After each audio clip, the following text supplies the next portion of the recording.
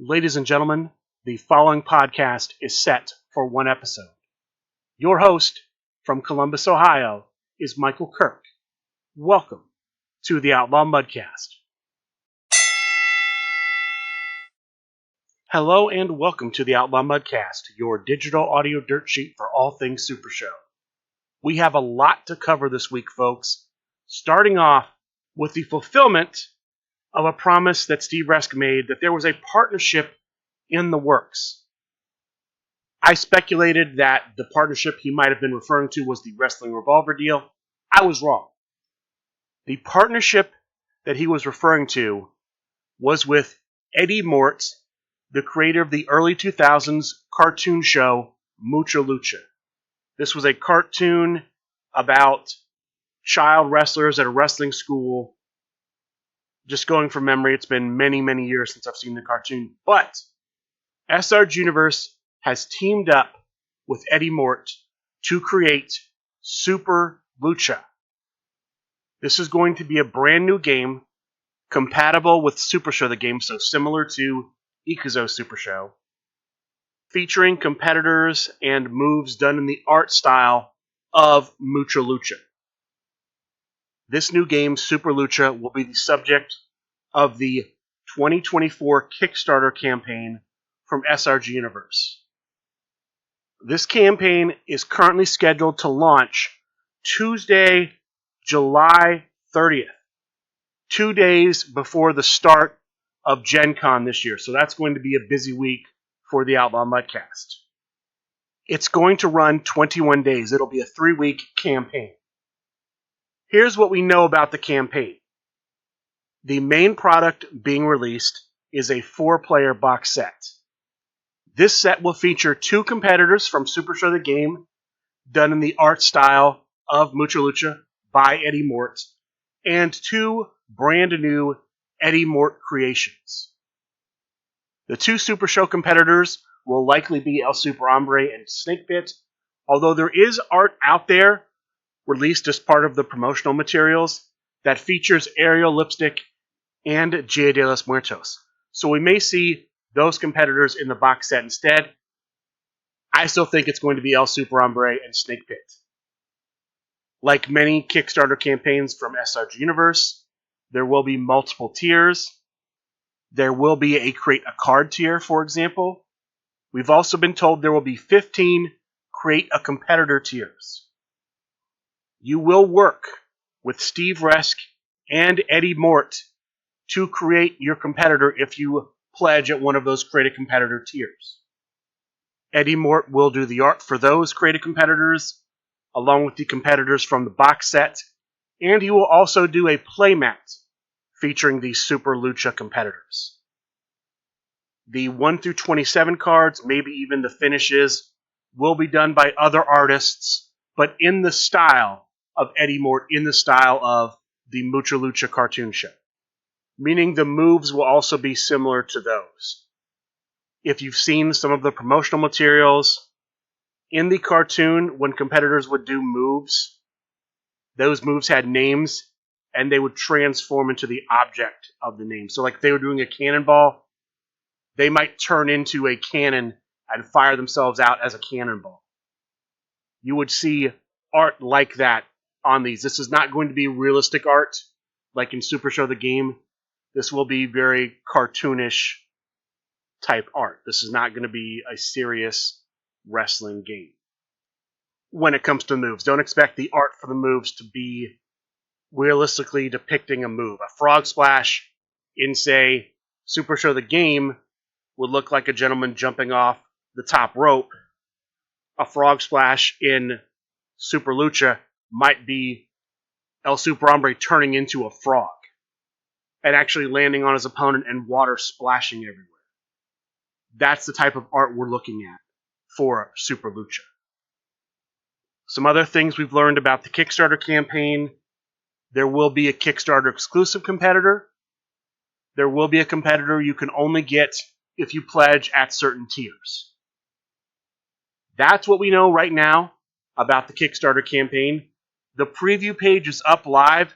You can follow it to be notified at launch. The current pre-launch number of followers, last I looked, was 89. I'd like to see that get up higher. No pre-launch stretch goals have been announced. No pricing has been released. But Super Lucha, Super Show the Game rules, Mucha Lucha art style, launching as a Kickstarter campaign July 30th, 2024. And as we get closer and more news releases, I'll give you more news about the Kickstarter campaign. I know a lot of people are excited about this. There are a lot of fans of the Mucha Lucha cartoon that play Super Show. So I'm expecting this to be a big partnership between Eddie Mort and SRG Universe. Since I mentioned Gen Con, let me bring this up briefly too. Old School Pack number 3, Wave 3, is still on schedule, to launch at Gen Con. And SRG Universe is an event partner at Gen Con this year. I don't know what that means. We'll find out. But I wanted to bring that up because that was also mentioned when this Kickstarter campaign was announced during the last episode of Talk of the Universe. Also planning to release at Gen Con this year, the 10th anniversary Super Show box set. I believe this will be another El Super Hombre vs. Snake Pit box set. It's going to have full art cards. In response to concerns from the Super Show player community, in this box set and in full art cards going forward, they're going to make sure that the colors used in the cards match the move types. So for strikes, they'll have yellowish backgrounds. Grapples, bluish backgrounds, bluish lights. Submissions, purple. The idea being that it's easier for players seeing the card to realize it's a strike, a grapple, or a submission. Not only will they have the background colors, they'll put boxes in the corners of the card. That will be the color. So the strikes will have yellow boxes in the four corners of the card to help players identify that a card is a strike. They're also changing the way the artists lay out the art on the cards to leave room for the text box at the bottom and for the name at the top of the card. Those are some good improvements to full art cards going forward. The next thing I'm going to cover are two topics that General Manager John Clace discussed Friday night on Candy Shop Talk: Project Spider and Grand Gathering 4. I'll start with Project Spider. Project Spider is a way for SRG Universe to determine who are the top competitors and to basically restrict those top competitors to divisions so that we don't see the same 2 dozen competitors in every single event. The current structure, they have a 5-man committee. The members of this committee are anonymous even to each other.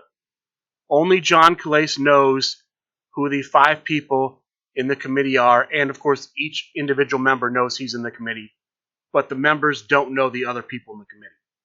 Each member submits a top 100 list to John Clace, ranking what they think the best competitor is, second best, all the way down to the 100th best competitor in Super Show. John Clace takes those lists, averages the rankings, comes up with a top 1 through 96. This 1 through 96 list is used to essentially create divisions in Super Show. The top 32 competitors are considered to be in the World Championship Division. Those competitors can only be played in events where World Championship Division competitors can be played and in open events where any competitor can be played. The next 64 are part of the Underworld Division. The players in the top 32 and the players from rank 33 to 96 are booked in the Underworld Division. Those competitors can be played in Underworld Division events, World Championship Division events, and open events. The remaining competitors in Super Show the game, and there are currently over 400 competitors in Super Show, and we're talking about single competitors only. This doesn't apply to tornado tags or trios. But over 400, I think they said approximately 460 competitors. The remaining competitors will also be booked into divisions. They'll be broken up into divisions, and they'll only be able to compete in those divisions, that is, events for those divisions, Underworld Championship events, World Championship events, and Open events. Here are the current proposed divisions besides World and Underworld. Global Competitor Division, Hardcore Division, Intergalactic Division, Triad Division, Old School Division, and United States Division. These divisions will initially be based on theme. Global competitors, for example, those are your independent competitors. So people like Matt Cardona, AJ Styles, Kenny Omega. However, if, for example, some of those competitors that would qualify for the global division are in the top 96, they're in the division for the top 96. If, AJ Styles is ranked 50th, he's in the Underworld division. If he's ranked 10th, he's in the World Championship division. So those divisions override the categories. Hardcore would be people who have, say, disqualification finishers.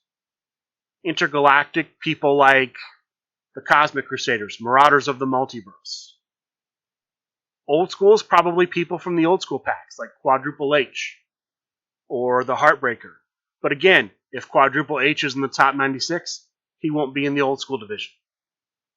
Alexander Slamilton would be someone, for example, in the United States division. But if he's in the top 96, he's in Underworld or World. While these divisions will initially be based on theme, competitors could move between divisions. If a competitor's rank goes up, obviously he'll be moved from, say, the Triad into the Underworld. Competitors can also basically call out somebody. Maybe there's a competitor in the Old School division, and you want to use that competitor to go for the United States Championship. You can make the case through promos and whatnot why that competitor should be allowed to go into the U.S. division and challenge for that championship. So the divisional makeup can change based on that. The rankings will also be assessed by the committee once a month. Every month, the rankings will change. That will affect divisional makeup as well. One of the ways we'll see this unfold is in things like the Monday and Thursday night online tournaments. They will start announcing if a tournament is, say, a United States tournament. If a tournament is a United States division tournament, you're restricted to using competitors from that division. We'll also see this used at Grand Gathering. There will be events at Grand Gathering 4, I'll touch on those in a minute or two, that will have division restrictions. Only certain competitors from a particular division can be used in the event. Because that's the case, the first ranking list from Project Spider will be released April 14th. We will know April 14th who's in what division, and then we'll know what competitors will be able to be used in those divisions, say at the Grand Gathering. That's the bulk of the information out of Project Spider. They did talk about adding people to the committee. It's currently 5 members. We may see more. Of course, I've talked in the past about the Project Spider app, where you can log match results. The committee will use those logged match results to also help determine the top 100 competitors in Super Show. There is one thing they mentioned that I'm not a fan of, and that's this. If there are multiple versions of a competitor, the ranking is based on the best version of that competitor. So, for example, there's 2 versions of Snake Pit. Original Snake Pit and Rookie Snake Pit. They revealed when they talked about Project Spider on Candy Shop Talk that Snake Pit is the #1 ranked competitor in the game. So he's restricted to World Championship events and Open events. This means Rookie Snake Pit is also similarly restricted. I hate that. In my opinion, you should be able to play less strong versions of a competitor in the lower divisions. This basically makes Rookie Snake Pit unplayable. It's already been hard to play Rookie Snake Pit because a lot of times they've been booking Rookie Snake Pit with Original Snake Pit. Now it's official that we have to treat the lesser version like the best version. I'm not a fan of that. I think that's a bad idea. I hope they change that. Because competitors like Rookie El Super Hombre, Rookie Snake Pit, they're getting a raw deal because of this ranking system. So I hope they address that. Otherwise, though, I think this ranking system could be a good thing. I'm waiting to see how it unfolds. I like the idea of trying to make it so there's a broader range of competitors played. I think that's better for the game to see a much wider variety of competitors and not the same dozen or so constantly at the top of events. I think this is a good change.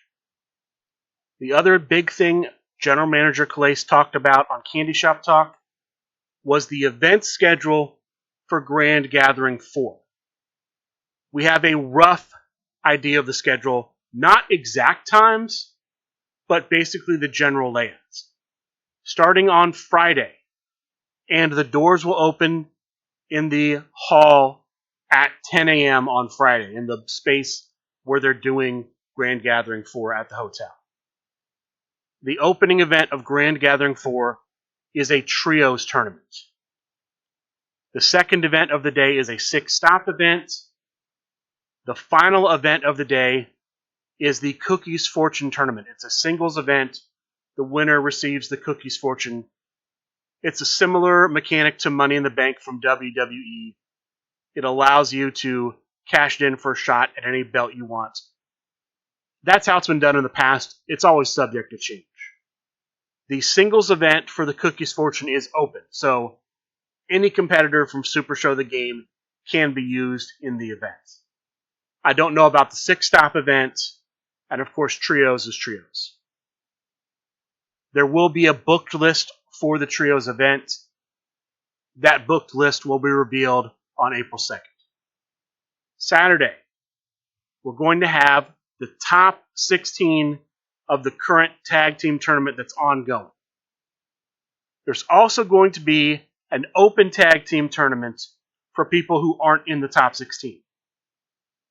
And I'm not 100% sure about this, but I believe that the top player from each region in this open tag team tournament gets a shot at the regional belt for the region. So if the winning team is made up of 2 Midwest Coast players, they get a shot at the Midwest Coast Tag Team Championship.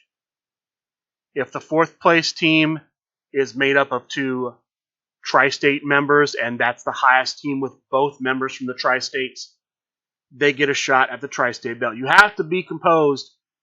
That is to say, a tag team has to have both members from the same region to qualify for the prize. If the winner of the tournament is a tag team with 1 member from the Midwest Coast and 1 member from the Tri-State, they're not eligible for one of those championships. It goes to the next highest ranking team with both members from the same region. I believe that's for the Open. That was somewhat unclear. It could be for the main tag team tournaments, but I think it's for the Open tag team tournaments. But that's what's going on Saturday, first event. The second event is an Underworld singles event. It may or may not be for a shot at the Underworld Championship. They're in talks about that. But all competitors will be legal in the Saturday afternoon singles event, except for the top 32. The World Championship Division competitors can't be used in this event. All the other competitors in Super Show can. Saturday night, we have the Grand Battle. That's already determined the competitors from the draft period. Sunday, 2 events on Sunday.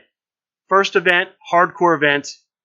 Hardcore division competitors only. Second event, a singles event for the inaugural Global Championship. So only Global Championship division competitors for this tournament. That tournament will be a double elimination tournament.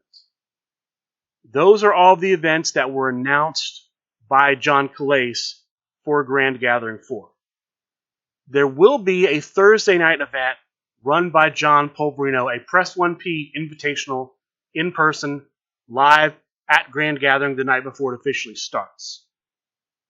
There are 2 possible formats for the tournament. The first, all standard singles matches. The second, having stipulations like Steel Chain, Ring of Fire, Liger's Den, Beast Unchained, main event. There's currently a post up on the SRG Super Show discussion group on Facebook from John Polverino, where you can vote in the comments for if you want the classic format, all standard singles, or the competitive format with stipulations. That apparently will be up for quite a while. It'll get closed close to the start of Grand Gathering 4. So if you want to vote for how you want the Press 1P Invitational to run, go to Facebook and vote on that. The final bit of news we got from Calais' talk, it is confirmed that Bob Dunn will face TJ Marconi in a grudge match at Grand Gathering 4. So that is going to be one of the featured matches on the match card. That's what I have for you about Grand Gathering 4. Speaking of voting, the first match in the top 16 of the 2024 Creative Competitor Competition wrapped up. This was the first match of the LFF versus WWX round. Representing the LFF, we have the Game Master. Representing WWX, we have Cole Bradley. Here are the final scores as I calculated them. From Facebook, the Game Master earned 56 points. Cole Bradley earned 23 points. From Instagram, the Game Master earned 8 points. Cole Bradley earned 4. From Twitter, now known as X, the Game Master earned 12 points. Cole Bradley earned 0. That's a total of 76 points for the Game Master, 27 points for Cole Bradley. The Game Master wins by 49 points, almost a 50-point victory over Cole Bradley. To me, this was not a great showing by WWX. I thought we'd see more votes. I thought we'd see more presence. When I think I reported on this last week, we'd had 1 promo from the Game Master, nothing from Cole Bradley.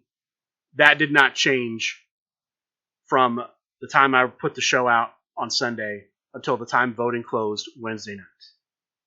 The vote totals also really did not change from 11 p.m. Saturday until the end of the voting, 9 p.m. Wednesday. It was 56-22 on Facebook as of Saturday night. Cole Bradley picked up 1 point. That was one of the people who voted on Saturday or Friday coming back and adding a hashtag that they did not put in the first time. This means that after 11 p.m. Saturday night, not a single new person cast a vote on Facebook, which is the primary platform for voting. So basically, all day Sunday, there were no new Facebook voters. All day Monday, no new Facebook voters. All day Tuesday, no new Facebook voters. Almost all day Wednesday, no new Facebook voters. 80% of the contest had no new Facebook voters. Instagram, 3 additional votes per side. So in the time between Saturday night and the end of the contest, 3 additional people voted for Cole Bradley, 3 additional people voted for the Game Master. On Twitter, of course, Cole Bradley didn't get any votes on Twitter. Game Master increased his total by 6. 3 of those votes, 3 of those points were me procrastinating. So if you take out me procrastinating, only 3 points were gained. This means that from 11 p.m. Saturday to 9 p.m. Wednesday, only 13 points were added to the total points overall. If I take away my 3 procrastination points, that means only 10 votes were added. And it did not change the results at all. This is one of the reasons why I make the argument that we don't need more than 48 hours of voting. And Steve Resk did address that on the last episode of Talk of the Universe So I want to talk about that briefly. Will Priest brought up that I mentioned we don't need more than 48 hours of voting. Steve Resk gave his reasons why he thinks we do. Basically, he thinks that the longer voting period gives people more time to vote. It also makes it easier for them to monitoring voting progress. My counter to that is if you want to get more people voting, instead of increasing the length of time, increase the amount of awareness being raised. More promotion. More time to tell people that the match is going to happen, when and where they can go vote. For this match, as a reminder, we had about 48 hours to promote the match and then basically 5 days for the match to happen. I think if we had 7 days to promote the match and actually promoted it multiple times over the 7 days, then we wouldn't need the 5 additional days of voting. We could get it in 2 because people would know it's going on and go there. I believe that would be a more effective strategy of getting people to go vote rather than basically little promotion, but just let the voting period be longer, hoping they just stumble over it and decide to go vote. As it stands right now, we're doing 5-day voting for the remainder of the round. Hopefully, just this round is 5-day voting. I want to see shorter matches going forward. We'll see what happens. The other thing I want to bring up is this. This was an important match for me because I wanted to see what WWX was going to bring to the table. This is the theme of this year's CCC, LFF versus WWX. Is WWX going to make these competitive matches? Right now, if this trend continues, the answer is no. If 27 points is going to be typical of what WWX brings in these matches, they're going to lose every single match. I was also hoping to see more promos from them because part of the idea of bringing in these professional wrestlers from WWX is to see how well the LFF promo game stacks up against Real Wrestlers promo game. Well, the Real Wrestler promo game this round was say and do nothing. No promos. So if that trend continues, then that whole feature of the WWX being in the contest, that's out the window too. We'll have to see if anything changes. I'll be watching the next couple of matches closely to see what we get out of WWX. But this first match, not a good sign from WWX. I don't know when the next match is going to be. Hopefully, they give us longer than 2 days' notice. I think more time to promote is better. That's what I have on the 2024 Creative Competitor Competition. Some product news. We have some information about the Stipulation Pack re-releases. They're going to be re-releasing the Steel Cage deck. It's going to have a new competitor. They're going to re-release Steel Cage deck number 2 as a Liger's Den deck. It will have an alternate version of the Zookeeper. They're going to re-release the Steel Chain deck with a new competitor. And they're going to re-release the Ring of Fire deck with the Flame Fighter as the competitor. I have a little news about the Super Show Go app. Last time I talked about it, they were in alpha. They closed down that alpha. After the alpha, they basically went back, made some rewrites on the back end, on the front end.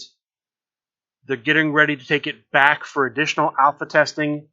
They're going to have the alpha testers focusing on certifying cards, basically telling them that, yes, this card is good to go. Once the alpha period and the card certification period is done, they'll be looking to bring Apple users in. So far, this is all Android application testing. Apple is coming afterwards. I have no idea on a timetable for any of this. This is just what's going to happen. Let's talk about some upcoming featured and championship matches. The next contenders for the LFF Tri-State Tag Team Championship, the higher class tag team of General Manager John Calais and Loudmouth Leo Larynx. I believe this match is scheduled to take place at Grand Gathering 4, subject to change. The next Hardcore Championship match will be April 14th. Alexander Slamilton will take on the champion, Johnny Correa. There's going to be a Rust Belt Championship match at Grand Gathering 4. The Director of Operations will challenge the Misfit for the championship, the Misfit, the current champion, in a fatal 4-way match. The other 2 competitors in the match will be the Lethal Endorser and Dangerous Dylan Bias. So it'll be the Director of Operations up against the Misfit and 2 other members of the Misfits faction, the New Darby Order.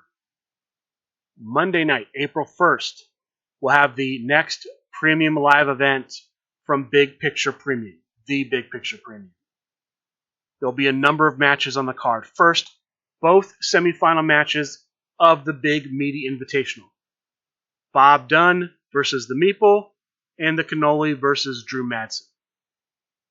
The next match on the card, the rubber match between Rambo Apocalypse and the Big Guy. They've each won 1 match apiece in the series. This match will break the tie. Following that, we'll have the Possum King versus Mark Perry. And then the main event for the Hollywood Heavyweight Championship, the Misfit will challenge champion Eddie Fury. This is a match that's been in the making for quite a while. We'll see it go down April 1st. Likely on the Big Picture Premium's Twitch channel. Tuesday night, April 2nd, after Dojo on twitch.tv/SRG Universe, we'll have the last Trios Championship match before Grand Gathering 4. C-Mac, formerly known as Prince Butters, playing as the Sheepish Inquisition, will take on champion the Grump Danny Thunder, playing as the version of the higher class featuring the Grump. After this match, Chris Bagilla will release the booked list for the Trios event at Grand Gathering 4. Some other bits of news. The finals of Faction Wars 5 is here. The 2 teams, the 2 factions that made the finals are the higher class and Just Business. So the higher class makes its 4th straight finals. Just Business there for the first time, but Just Business is made up of multiple members of Impact. Impact has been there multiple times, winning it in the previous Faction Wars and Faction Wars 4. I'll give you more details about the finals of Faction Wars 5 when I have them. Right now, we just know who's going to be in the final round. We also have the top 32 for the 2024 Super Show Cup, unofficially known as the Calais Cup. Let me give you the matches and the stipulations in the bracket. We have Hold the Line Harry versus Rambo Apocalypse in a tables match. We have Johnny Eldorado versus the Frequent Flyer in a ladder match. We have Jeff McPeak versus Simple Chuck in a Liger's Den match. We have Swaggy D versus M2. I'm not sure who M2 is. In a Psycho Circus match. We have the Harm City Hitman Andrew Mecchi versus the Italian Bombata in a main event match. We have Possum King versus the Star Maker Everett Stevens in a Ring of Fire match. We have Rowdy Ron versus Alec Ventresca in a steel cage match. And we have Mark Perry versus Bob Dunn in a steel chain match. That's the first half of the bracket. The second half of the bracket, we have Sean Carter versus Candyman Dan in a steel chain match. We have Eddie Fury versus HR in a Liger's Den match. We have Chris Pate versus the Grump in a tables match. We have the Cannoli versus Matt Nealon in a Ring of Fire match. We have Ryan Pierce versus Big Match Pete in a steel cage match. We have Mitchell Manja versus Johnny Correa in a Psycho Circus match. We have Steve Resk versus Loudmouth Leo Larynx in a main event match. And we have the Judge Tim Riley versus Prime Time in a ladder match. Those are the top 32 matches in the 2024 Super Show Cup. We also have some breaking news as I'm recording this involving the United States Championship. The general manager of the division, Brock Smith, has announced that on the April 9th edition of Monday Night Fights, the winner of that event will get a shot at the United States Championship. There will be a booked list based on the general manager's discretion. However, if for some reason the Project Spider rankings divisions release before April 14th, if they release by April 9th, they will supersede the booked list. Also, if the winner of this event currently holds an LFF championship, second place will become the number one contender for the United States belt. If second place is also for some reason a champion, it'll go to the highest ranking person that is not currently an LFF champion. Brock Smith has also announced that at Grand Gathering 4, he will be hosting GOAT Gauntlet matches to earn a shot at the United States Championship. You have to play 3 matches against the GOAT Brock Smith. You must win all 3 matches to get a shot at the belt at Grand Gathering 4. You lose 1 match, you're out. The 3 matches you will have to play against him are a Tornado Tag Team Championship match, a Steel Cage match, and then a standard singles match with the GOAT using the United States Championship as his entrance card. You will be restricted to using competitors on the Project Spider list that are in the United States division in this gauntlet. Of course, that's only for the singles portion. Tornado Tag and Trio are not covered by Project Spider. That's all I have about upcoming championship shots. Let's talk about the online tournaments and featured matches from this past week. I'll start Monday with Monday Night Fights. Monday night, they had the Triad tournament to determine the number one contender for the Triad Championship. The tournament came down to one final Triad match between Thebes Pinckney, playing as his new competitor, the People's Casual Thebes Pinckney, Zach Ashley, playing as the Rising Sun, and Carlos Lumbre, the current Triad champion, playing as Quadruple H, with the winner of the match getting a shot at the Triad Championship, Zach Ashley. Congratulations to Zach Ashley for winning Monday Night Fights. There was also a pop-up tournament Monday night. This was for the players that were eliminated from the Triad event. The winner of that tournament, playing as the new version of Copycat, Coach Brad. Congratulations to Coach Brad for winning that Monday night pop-up event. Tuesday, we had the LFF Tornado Tag Team Championship on the line. Champion Chris Pate, playing as his own creation, Michigan's Most Dangerous Alliance, takes on General Lee Wong, playing as Mick Peak Inc. 2 players playing their own competitors. This match ends up going to Crowd Meter 1. The winner, pretty dominant throughout the whole match, winning the turn roll battle, General Lee Wong. General Lee Wong becomes the new LFF Tornado Tag Team Champion. Congratulations to him. His next match will be at Grand Gathering 4 against a mystery opponent. It will not be revealed until it is the time of the match, subject to change. Wednesday, we have the LFF Veterans Championship on the line after Talk of the Universe. The challenger, Morgan Duty, playing as the Masked Llama. The champion, Mark Perry, playing as the competitor based on his daughter, Ra Ra Perry. In a standard singles match that goes to Crowd Meter 2, the winner, still champion, Mark Perry. Congratulations to Mark Perry for a successful defense. Thursday, we have Chibi's Thursday Night Fights, 16-player tournament. Group stages, 4 groups of 4 players each. Each player plays the other 3 in the group. Top 2 records per group advance to the top cut. In the quarterfinal round of the top cut, all of the matches are New York rules. In the semifinal round, they're all Liger's Den. The finals match is a submission match. Your semifinalists were Dangerous Dylan Bias as Prince of GTS and Matty Bar 1 as Razzle Dazzle.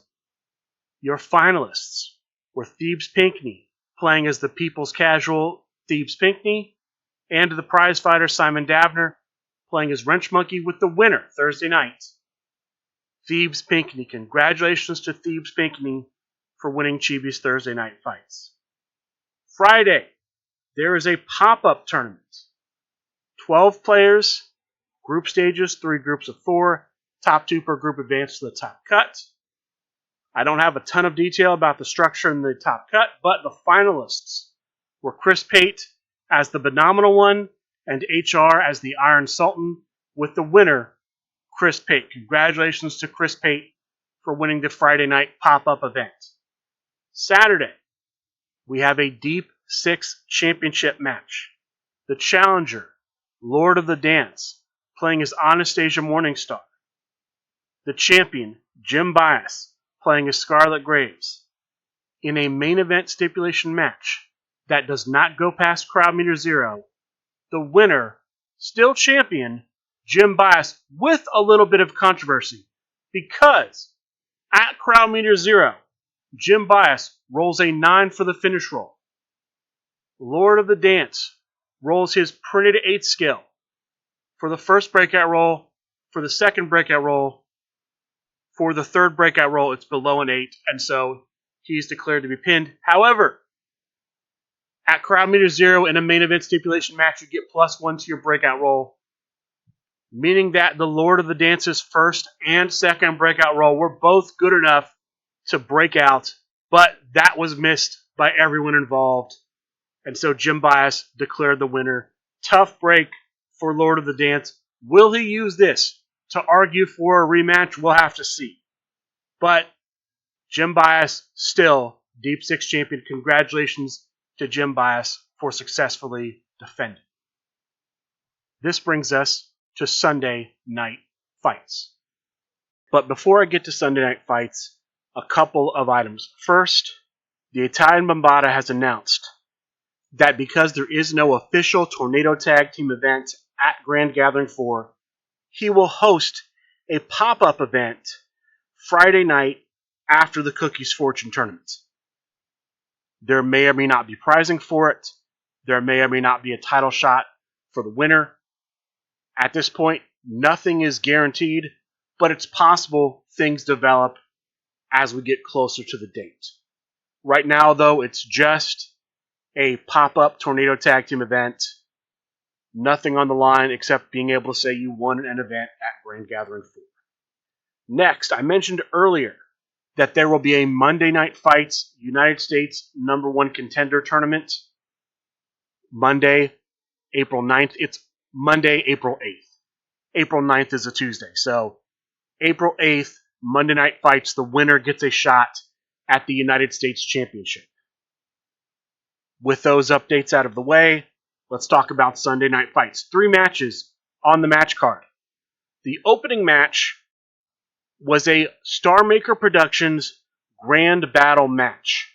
Star Maker Productions was given the ability to choose someone for a shot at the LFF Tri-State Championship.